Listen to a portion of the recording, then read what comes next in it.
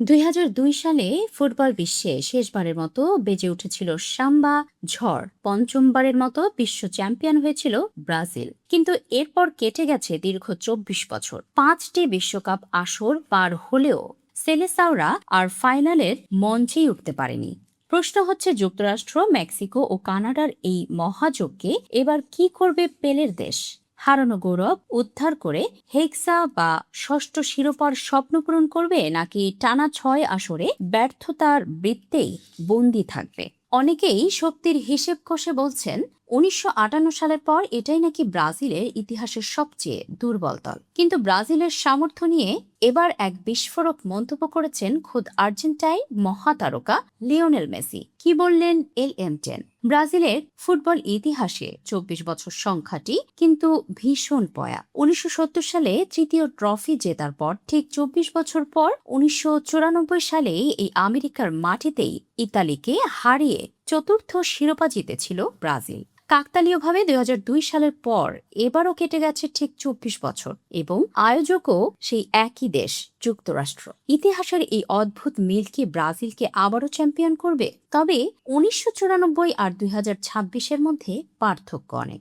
সেবার দলে রোমিওর, বেবেতো বা ডুঙ্গার মতো কিংবদন্তিরা ছিলেন। আর এবার ব্রাজিলের মূল ভরসা মাঠের চেয়ে ডাগ আউটে বেশি। তিনি হলেন বিশ্বসেরা mastermind coach Carlo Ancelotti. ইতিহাসে প্রথম কোনো হাই প্রোফাইল বিদেশি কোচের ওপর ভরসা রেখে হেক্সার মিশনে নামছে ৫ বারের বিশ্ব চ্যাম্পিয়নরা। শক্তির বিচারে অনেকে আর্জেন্টিনা, ফ্রান্স বা স্পেনকে এগিয়ে রাখলেও বর্তমান বিশ্ব চ্যাম্পিয়ন অধিনায়ক লিওনেল মেসি কিন্তু ব্রাজিলকে হালকাভাবে নিচ্ছেন না। এক সাক্ষাৎকারে মেসি স্পষ্ট ভাষায় বলছেন, ব্রাজিল আজীবনের জন্যই বিশ্বকাপে ফেভারিট। সোনার কাপের লড়াই হবে আর ব্রাজিলের নাম আড়ালে থাকবে, তা কোনোদিনও হতে পারে না। তারা যে অবস্থাতেই থাকুক না কেন, প্রতিপক্ষকে কাঁদানোর সামর্থ্য তাদের আছে।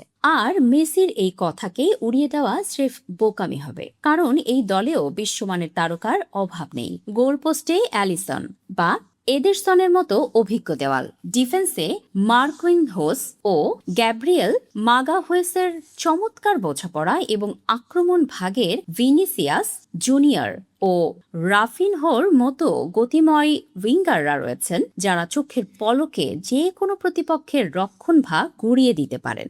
দলটার নাম যখন ব্রাজিল, তখন তারা যে কোনো পরিস্থিতি থেকে ঘুরে দাঁড়িয়ে ট্রফি উঁচিয়ে ধরার ক্ষমতা রাখে। কোচ আনচেলত্তি যদি রিয়াল মাদ্রিদের মতো তার এই চমৎকার ব্রাজিলিয়ান স্কোয়াডকেও নিখুঁতভাবে ব্যবহার করতে পারেন, তবে ২৪ বছর আগে সেই আমেরিকার ম্যাজিক আবারও দেখা যেতে পারে ২০২৬-এর মঞ্চে।